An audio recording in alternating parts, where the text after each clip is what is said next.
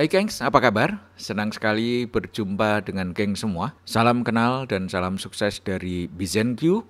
Mari tetap menjaga semangat kita masing-masing. Tetap pantang menyerah. Mari terus berbuat kebaikan. Ayo terus berburu kesuksesan. Dan selalu berpikir positif atas apapun yang sedang terjadi di seputar kita. Geng, vlog kali ini membahas tentang goal setting. Apa saja yang harus jadi pertimbangan saat kita membuat goal setting? Ada beberapa hal yang perlu menjadi pertimbangan, gengs.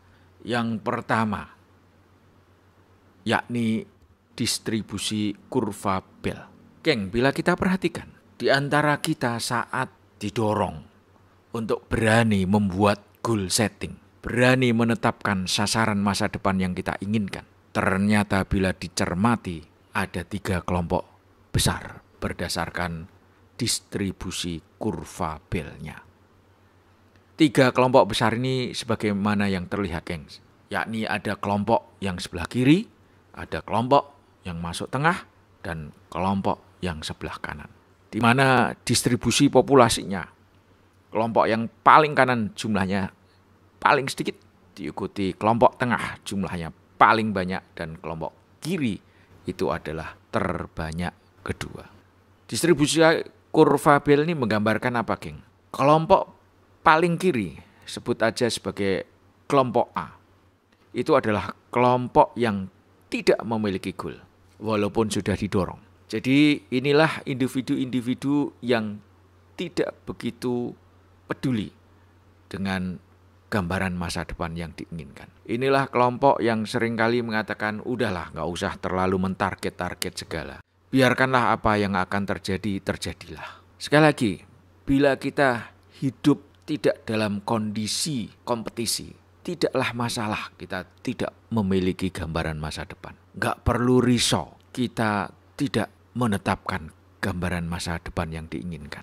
Namun sekali lagi, geng, hidup ini adalah kompetisi. Jika gengs berada di dunia kerja, lantas ada atasan yang bertanya, apa sasaran ke depan yang kau inginkan? Apa sasaran kerjamu dalam 6 bulan ke depan? Apa sasaran kerjamu dalam 1 bulan mendatang? Apa sasaran hidupmu dalam 3 tahun mendatang? Bila ternyata jawaban kita adalah, ya Pak, gak usah dipikirin Pak. Gak usah dipikirin Bu, yang kita pikirkan apa yang saat ini aja. Soal 1 bulan ke depan kinerja saya, biarlah itu urusan ke depan. Tidak ada urusannya dengan saat ini. Apa kira-kira, geng, saat kita memberikan jawaban seperti itu? Apa kira-kira respon atasan kita saat mendapatkan jawaban seperti itu? Sekali lagi, kita ini hidup berkompetisi. Di saat kita tidak berani menetapkan gambaran masa depan yang kita inginkan, maka sebetulnya kita tidak ingin berkompetisi. Nah, bayangkan, Ken, hidup ini berkompetisi tapi kita tidak ingin berkompetisi dan kita masuk dunia yang berkompetisi. Kira-kira apakah kita semangat kerjanya tinggi di saat kita tidak memiliki gambaran masa depan yang kita inginkan? Diyakini kita seperti layang-layang putus. Keinginan bekerjanya tidaklah setinggi sebagaimana orang-orang yang memiliki gambaran masa depan yang diinginkannya itu jelas. Namun demikian, geng, tetap aja ada di antara kita yang ternyata masuk golongan ini dan jumlahnya lumayan gitu, geng. Oke, nah yang berikutnya adalah kelompok besar yang paling banyak ini, geng. Sebut aja ini adalah kelompok B. Nah, mereka memiliki goal yang biasa-biasa saja. Apa itu goal yang biasa-biasa saja? Goal yang biasa-biasa saja artinya adalah yang mudah dicapai. Artinya tidak perlu upaya keras untuk mencapainya. Nah, tentunya dengan kondisi seperti ini, potensi hebat seseorang lebih banyak dianggurkan dibanding dipakai. Karena untuk mencapainya tidak perlu upaya keras. Dan ini yang paling banyak, kelompok yang paling banyak. Saat ditanya apa masa depan yang kau inginkan, itu biasanya yang mudah-mudah dicapai. Nah, kelompok ketiga, ini kelompok minoritas, geng. Ya, ini adalah kelompok C. Nah, ini memiliki goal yang sangat menantang. Yang bersangkutan berani menetapkan masa depan yang diinginkannya itu gambarannya sangat menantang. Nah, ini kelompok yang sekali lagi jumlahnya minoritas. Mereka inilah kelompok yang bisa menggapai sukses yang besar. Sukses yang lebih bernilai dibanding kelompok A dan B tentunya. pada saat kita membuat goal setting, kita itu sebetulnya masuk kelompok yang mana, gengs? Apakah masih kelompok A yang tidak berani menetapkan sasaran masa depan yang diinginkannya seperti apa? Bisa karena takut, bisa karena sebetulnya gak percaya dengan yang namanya goal dan lain sebagainya. Bisa karena alasan yang lainnya lagi. Namun faktanya kelompok ini adalah ada. Berapa banyak persisnya? Ya tinggal mungkin perlu dilakukan penelitian lebih mendalam aja. Ini kan hanya berdasarkan observasi, pengamatan. Gengs, sekali lagi, saat kita membuat goal setting, kita masuk kelompok yang manakah? Apakah kelompok A, kelompok B, ataukah berani sebagaimana kelompok C? Bila kembali konteksnya adalah hidup ini adalah kompetisi, semestinya di antara kita berani untuk meniru sebagaimana kelompok C. Nah, sebagai ilustrasi aja, geng. Goal yang menantang itu goal yang seperti apa? Katakanlah ada seseorang namanya Budi. Pada saat Budi masuk dunia kerja, di level yang paling bawah, Budi mencanangkan 3 tahun jadi kacang. Katakanlah ini di dunia penjualan. Begitu Budi masuk dunia penjualan, dia berani mencanangkan dalam 3 tahun jadi kacap. Padahal untuk menjadi kacap harus melalui supervisor. Dan padahal lagi posisi semacam Budi ini terbagi menjadi 4 tingkatan di industri tersebut. Hanya tingkat 4 saja yang boleh berkompetisi untuk menjadi supervisor. Dan untuk mencapai tingkat 4 itu bukan sesuatu yang gampang. Memang kalau bicara tentang lompatan, tingkatan 1 bisa loncat menjadi tingkat 4. Tergantung jumlah penjualan yang bisa dihasilkan dan konsisten berapa lama hasil yang tinggi tersebut berada di posisi yang stabil. Bila posisinya tidak stabil ya tingkatan 4 bisa melorot menjadi tingkatan 2. Itu aja sudah menggambarkan begitu tidak mudahnya untuk menjadi supervisor apalagi kepala cabang. Tapi Budi berani mencandangkan dirinya dalam 3 tahun jadi kepala cabang. Padahal dalam kondisi normal 2 tahun bisa mencapai tingkatan 4 di level yang stabil aja susah. 3 tahun bisa menjadi supervisor aja sudah bagus. Lah ini Budi berani-beraninya menetapkan sasaran masa depan yang diinginkannya dalam 3 tahun menjadi kepala cabang. Nah ini adalah goal yang menantang. Ada di antara kita individu-individu yang model semacam Budi ini. Dan apakah individu-individu yang semacam Budi ini akhirnya berhasil? Berhasil. Kadang-kadang targetnya meleset dari 3 tahun menjadi 3,5 tahun. Tapi nggak sampai 5 tahun, 6 tahun mereka akhirnya berhasil jadi kepala cabang dibanding mereka yang memiliki goal yang biasa-biasa saja apalagi yang tidak memiliki goal. Cerita ini mestinya menjadi basis bagi kita untuk semakin berani menjadi kelompok C. Coba menjadi kelompok C memang tidak mudah. Jujur aja tidak mudah. Perlu keberanian dan di samping itu perlu tekad yang kuat. Karena orang-orang di seputarnya tidak banyak mendukung. Kelompok C ini adalah kelompok minoritas yang titik tertentu tidak diinginkan keberadaannya oleh sebagian banyak orang. Karena gengs kalau diperhatikan, lingkungan seputar kita itu cenderung mendorong kita menjadi orang biasa-biasa saja. Lingkungan kita cenderung tidak suka bila ada seseorang yang ingin menjadi orang yang luar biasa. Maka pada saat dia mencandangkan dirinya untuk menjadi orang luar biasa, yang bersangkutan akan ditarik untuk menjadi golongan yang biasa-biasa lagi. Makanya golongan C itu perlu tekad yang kuat. Gengs, nanti dalam vlog berikutnya akan dilakukan pembahasan tentang kondisi seperti ini dan apa yang harus dilakukan. Kita kembali tentang pembahasan yang sesuai judul, yakni goal setting. Hal apa saja yang harus jadi pertimbangan? Pertama, distribusi kurva Bell. Kita berada di kelompok yang mana? Itu yang pertama.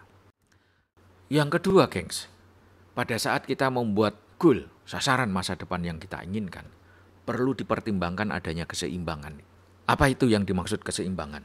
Keseimbangan di sini adalah terkait dengan 4 aspek, yakni aspek profesional, aspek family, aspek sosial, aspek spiritual. Nah, saat kita mencanangkan sasaran masa depan yang diinginkan, jangan lupa untuk menyimbangkan keempat aspek ini, yakni aspek profesional, family, sosial, spiritual. Kebanyakan di antara kita, saat kita sudah berani menetapkan gambaran masa depan yang diinginkan, lebih banyak yang menjadi pertimbangan adalah aspek profesional. Atau dengan kata lain, kita mencanangkan gambaran masa depan yang kita inginkan itu dominan, hanya memperhatikan aspek profesional belaka. Aspek profesional itu aspek yang seperti apa? Aspek profesional adalah aspek yang terkait dengan karir, profesi yang ingin kita kembangkan ke depannya. Apakah itu sebagai usahawan, apakah itu sebagai karyawan, ataukah itu sebagai pelaku profesional murni, yakni yang bukan karyawan, bukan usahawan, yang betul-betul menekuni dunia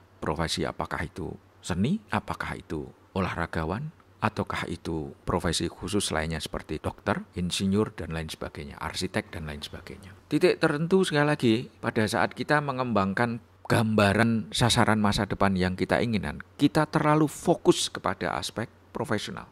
Aspek lainnya kita abaikan. Sehingga apa yang terjadi? Keseimbangan hidup yang bersangkutan terganggu. Makanya sering kadang kita temui, ada seseorang begitu luar biasa pencapaian profesionalnya. Mencapai posisi CEO di salah satu perusahaan tempat dia berkarir. Menjadi usahawan yang berhasil. Namanya dipandang, hartanya berlimpah. Namun apa yang terjadi? Yang terjadi di titik itu sering kita dengar ada sejumlah CEO yang bunuh diri.